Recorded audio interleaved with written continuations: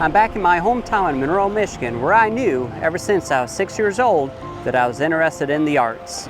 It all started out by looking at comic books and how the pictures could tell stories. Growing up, that interest was nurtured in the various places I was, whether it was in wildlife, at home, or at school. But there was one place here at Jefferson High School in Newport, Michigan, that really solidified what I wanted to do in the arts, which was become an art teacher and stay creating art and sharing that love with other students. It was all because of one lady that taught me here for 4 years that helped me develop my talent in art. It wasn't just about art that she was teaching us, but many life lessons. Though it was only 4 years in that classroom, her lessons have lived with me throughout my entire life.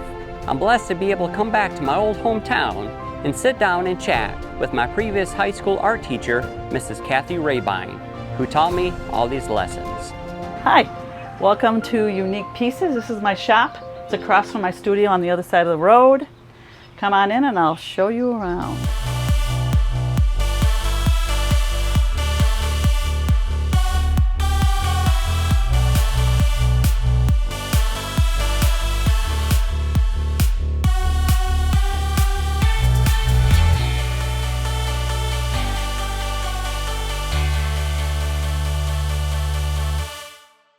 I've liked it for as long as I can remember. My aunt worked at the paper mill in Monroe, and she'd bring tons of paper that they were kind of throwing out.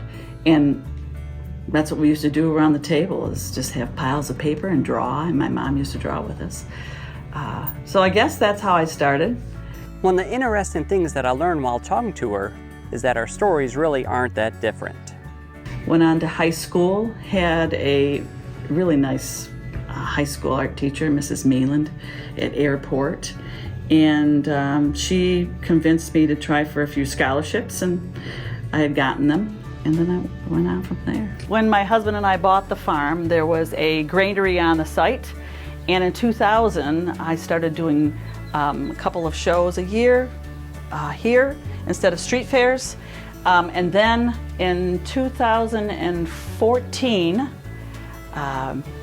we picked it up. He has a crane operator. We moved it, put a new floor in it, and added on an addition in the back to make it a little more accessible to customers. I had gotten a scholarship for drawing and painting, and at the community college they made you take a art class that was out of your comfort zone.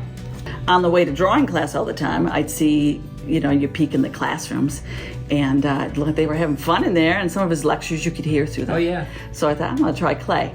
Knowing that in high school I was terrible at it, like I told you earlier, and I didn't like getting dirty. I had long nails, and it was a whole different.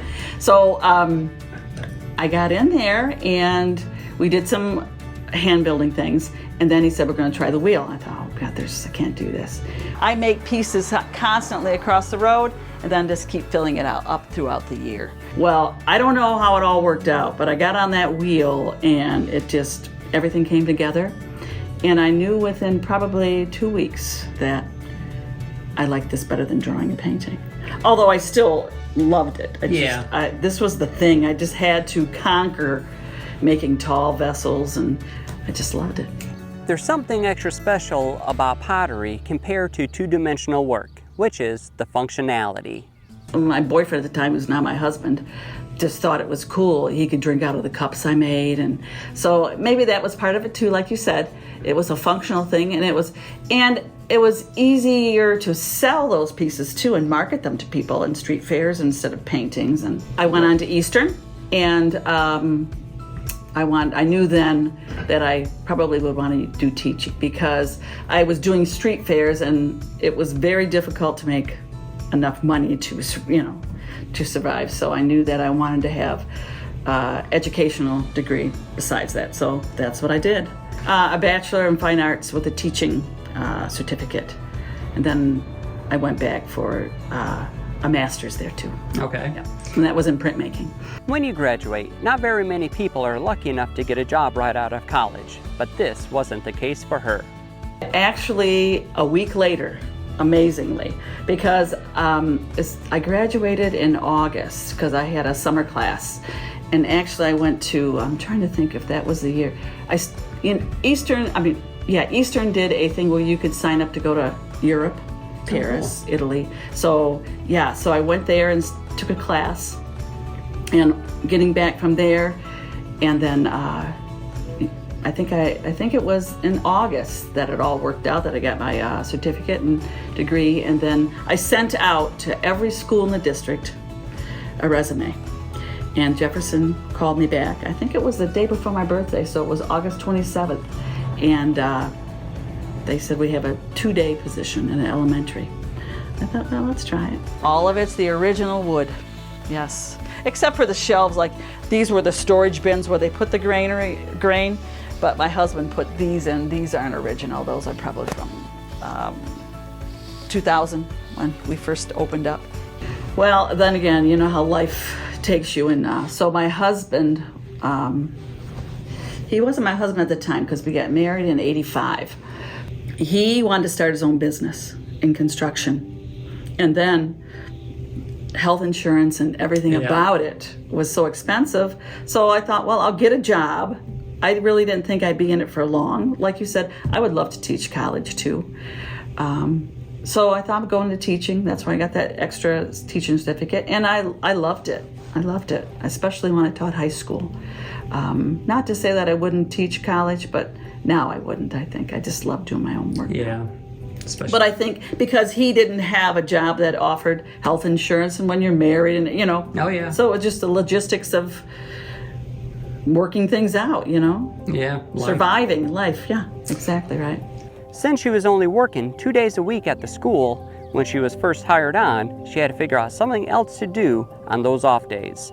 Worked in the studio. I rented space at that time at the community college. You could sign up for a class and audit it, and then pay for the materials you use, because I didn't have a kiln, I didn't have a wheel or any of that time. So that's what I did for, I'm trying to think, probably 3-4 years I did that. And then bought my own and started from there. In your shop here, what do you think is your biggest seller? Cups, mugs, everyone, like you said, people collect them. Each year they add to their little area. So I have soup cups, I have big mugs for beer, all kinds of different ones, even little ones. Because when I went to community college, I also had a job. Gary let me, I forget what they called it. You would fire the kilns for him and mix the glazes and clean the studio. So it was just kind of a natural progression into, I knew the studio well, and it was part mine now, you know. But what is it about this medium of clay that made her choose it to use in her lifetime of art? You know, that's a good question, because for a long time, I couldn't figure out what I liked about it. But in the last maybe 15 years, I've understood. Because I love two-dimensional work. I love creating images on it. But now I find that if you throw your clay thin enough, you can draw on it just like you do paper or anything from the backside. And so now it's just a medium that I can control, just like drawing and painting. It's kind of, yeah. But that's a good question, because I thought about that for a long time. What do I like about this? Besides, you know, being on the wheel and it all just kind of working together. It's kind of like a dance between, you know, mediums. Yeah. We all have our time where we feel most creative or more energetic to create our art. In Mrs. Rehbien's case, it's in the mornings. So I love getting up early in the morning and going out there. I know 7 o'clock. I'll probably work until dinner time, sometimes past that. It just depends. My favorite thing about that, it's so close to my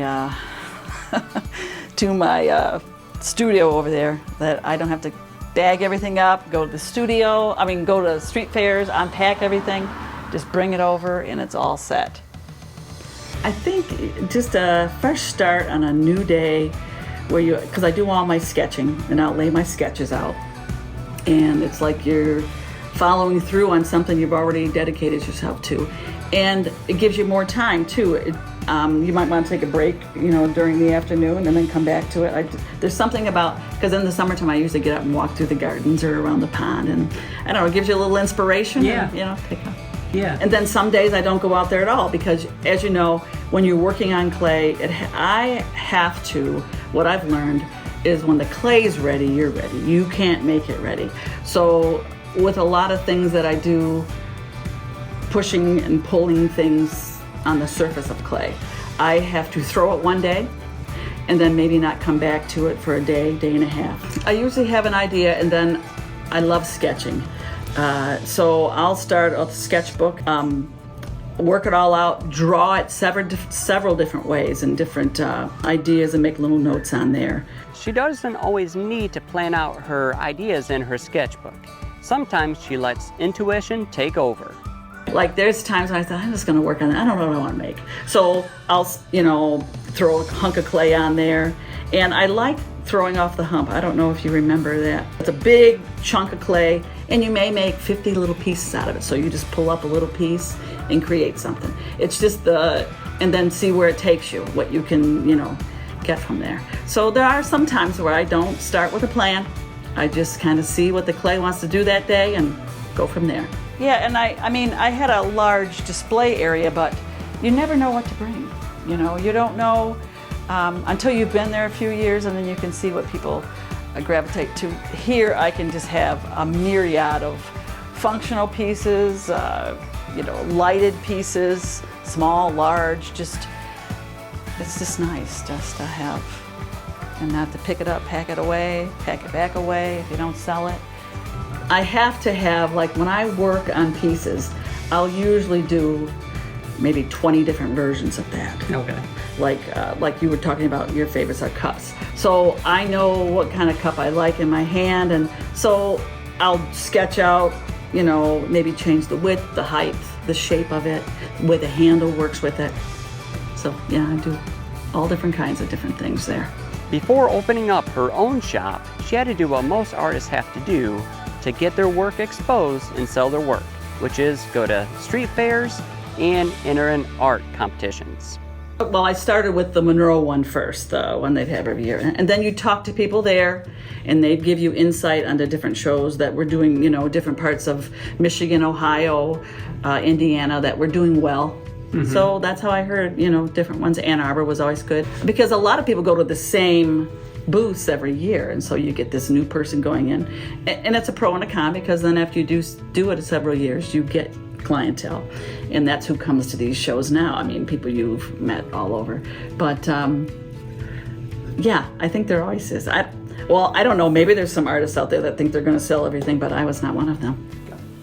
Okay, we're across the street in my studio where everything is made. My kiln, I have two kilns. I have an outdoor kiln and a electric indoor kiln. I fired a cone 6. It's right across from my spray booth that I was telling you earlier about how I put 4 or 5 different layers of glazes. When she was my teacher, one of the greatest things that she did as a teacher was create a creative environment for us kids to thrive in. The creativeness of students' minds, you give them usually it was a theme. Like I gave you a theme, and then it was kind of open-ended. So everybody approached it from different angles, and just seeing how they took something that maybe I didn't think of from that point of view and changed it to, that's what I enjoyed the most. For every pro, there's a con. What I did not enjoy was the politics of teaching, like we talked about before. The grading and the discipline end of it. Yeah. And I think if you have a classroom that is inspirational and put together loose enough where it's more accepting of all different points of view, there's less discipline, especially in the high school. You know what I mean? That's different in elementary and that. Right. But less discipline problems. As time passes on, an artist's work will sometimes evolve, such as the case of Pablo Picasso and Piet Mondrian. And this was also the case for Kathy Rehbien. It's funny because when you think about I remember being so nervous about what is my style going to be. Yeah. When you're younger and you're trying to define yourself from everyone else out there at the street fairs, it was like you're working too hard to define that when it's going to happen naturally anyway, just from your experience, your inspirations. One thing I think that has changed my work a lot in the last 15, 20 years is that I don't dip and glaze anymore. I do everything in a spray booth. So I can spray on these bought-in glazes, and you can change them, what they look like. You know, it's kind of your own little invention of layering 4, 5, 6 different glazes on there. Is that through like an airbrush that you use? I have a spray booth, like an automotive spray booth that I use. I buy glazes from different suppliers, and then I layer them so they create a whole new appearance. You can see all my glazes here, and these they hook to this little deal here, which is my spray gun. So I spray on a base glaze, and then I add to it. One of the worst things that can happen to any artist is to get in the creative slump, which is the time where we don't feel inspired at all to create anything. Well, Kathy has a trick to help her with that.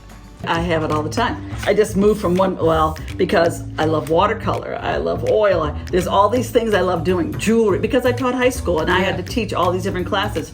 So when I am in a slump like that, I'll change it up. Maybe I'll go work in some sterling silver, or I'll go paint. I love open air painting. So I'll go whatever, without any intentions of what I want. I'll just kind of work through the slump, especially between watercolor and then my pottery. There's something that's very cohesive there with the movement of, the mediums. So that's what I do. One of the other hard parts as an artist, especially when you're first starting out, is figuring out how to price your work to sell it. Pricing too, that's the biggie.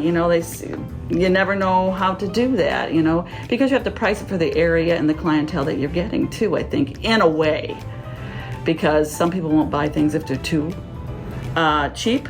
They wonder. Yeah. And it's the opposite too. Some people can't afford it. So you have to find that range where people love your work, they want to pay for that, but they respect it too, Over here is where you'll see glaze pieces and bisque pieces. This is where I store them until I'm ready to decide what to do, colors to use, and on the next. At first, because my first year in college, I think that's when I started making things, and then sold the second year. So my pieces were quite reasonable because I just wanted to make enough money to pay for another class, you know? Yeah. So, and I think you look at other people's work too, and now what's wonderful too is you can go online and see what people are asking in different parts of the country. And there's pieces there that have been there for 15 years. It just hasn't struck me what I want to glaze, how I want to glaze them. So it just depends. They wait for me.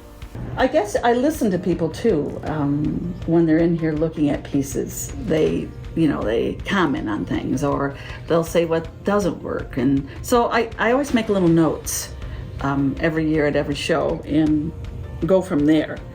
And it's not so much making what they want, but it's hearing that different side of viewing that piece in a different way than what I did. And it's funny because I had my paintings over here too, and people always love them. It's just that I think, like you said, pottery and being able to use it in everyday life, it's more functional for them. Yeah. And then this is my where I make the pieces, my wheels, the slab roller, extruder. I do a combination of things. But if the littler one has more detail and I've worked longer on it, because it's just because some things are longer to make than it takes more time. So yeah, the smaller one might be more expensive than the taller one because the other one's more simplistic in form. The smaller one may have much more detail. It just depends. So yeah, it's how long I work on it too. I took some workshops where I made brushes, which was really interesting. These are really cool. You could make did you ever do one of those workshops? Oh, it was up at Rehbien Ceramics, I believe. But you could make your own brushes, so you could, so of course I went for the bent ones that weren't, normal handles. And everybody's like, what are you gonna do with that? Well, they're so much nicer to work with because they have that natural bend to them, And if it's I know you realize this too when you make a piece, like, wow, that glaze came out like perfect this time. sometimes I keep those. Like I have a whole collection, I'll show you later, of pieces that I don't want to get rid of right now. Maybe eventually I will, because then I'll sort through that because I'll know that I've added to it. I don't have enough room. Okay, I can get rid of this. I price it more because it doesn't happen like that all the time.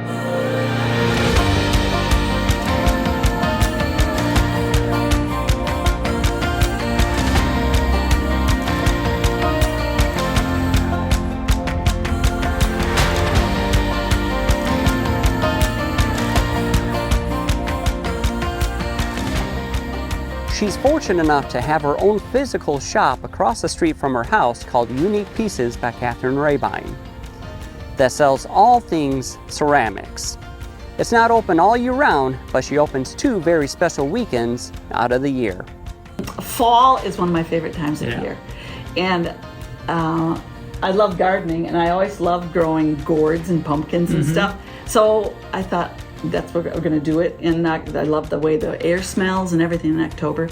And I had a lot of ideas of the things I could create for that, you know. And then December, it just kind of fell in there because everybody would come to the first show and wanted to know when I was going to open again for Christmas, because maybe they didn't get their Christmas bonus check or whatever. Yeah. So that's how that kind of fell in there. I was very curious what one of her biggest obstacles as an artist that she faces. Oh, I think the word artist itself is intimidating, because seeing both sides of that, you know, working in the watercolors and the oils and where everybody thinks that's the true artist. And then you throw a potter into it. They call that a craftsperson. So I guess the biggest obstacle is kind of meshing those two to get people to think about clay just like they do, you know, something hanging in the museum in a frame. Right. So maybe I guess that's probably the biggest obstacle. Here's a question for you to ponder. In the world, there are hobbies and there are professional artists creating fine art. There are fine pieces of work and there are crafts. But where do we draw the line between these two? I don't know if there truly is a difference. I don't think it's in the person creating it. It doesn't have a difference. I think it's in the viewers. I think they either call it a craft or a fine art, because I truly don't see a difference. It's just, I think it's the way it's viewed. You know, there's that hoity-toity kind of image that a true painter has or whatever. I really don't see the difference. Now, for the question that I ask every artist that I talk to, because every response is different, which is, what is art? Expressing yourself in various mediums where a part of you is put into that piece and people recognize that individual take on whatever you're making and identify it with you. Well, I think there should always be a reason why a craftsperson or artist creates something. But like we talked about before, you know, some days I know exactly what I'm going to create. I know what I want the end product to look like somewhat.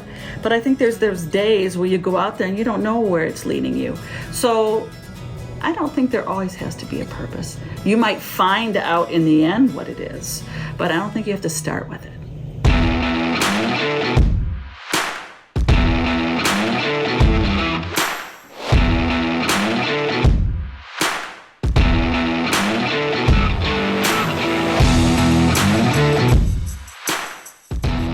I always had loud music in my studio for a long time. CCR and different kind of rock and roll. Yeah. Classic, I like that too. I love piano. But now I listen to books while I'm, good books. A lot of on religion and faith, and so I guess a little bit of everything like that. I just depends what mood I'm in for that day.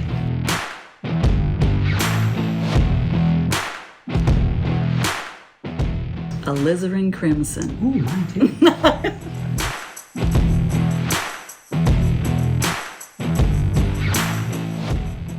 My children.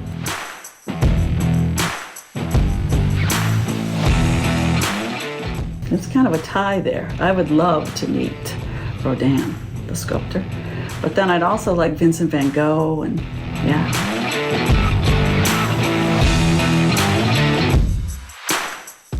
In the early morning, I think, yeah. Okay. Definitely.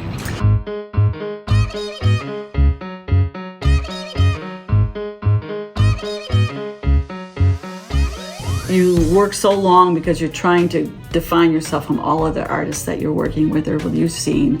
So you constantly keep looking for a style when you're hindering it because you're not letting it just flow out of you. So yeah, that's what I would say. Don't stress about trying to create a style, because I think eventually it's going to happen from all your different experiences, your abilities, the people you come in contact with. So yeah, don't stress, just follow what feels right. That's what I would say. You can find out more about this artist and wonderful human being at her website, www.catherinerehbien.com. Or if you're in the Monroe area, between October 7th and the 8th and December 2nd through the 3rd, you can stop by her shop called Unique Pieces by Catherine Rehbien and pick up a nice gift for somebody or even yourself. You can find out more about her gallery on her website. For our full conversation with this artist and my favorite art teacher, you can visit our website, www.soundingboardstudios.com, and listen to the full podcast. Or you can listen to the podcast anywhere that they're streamed.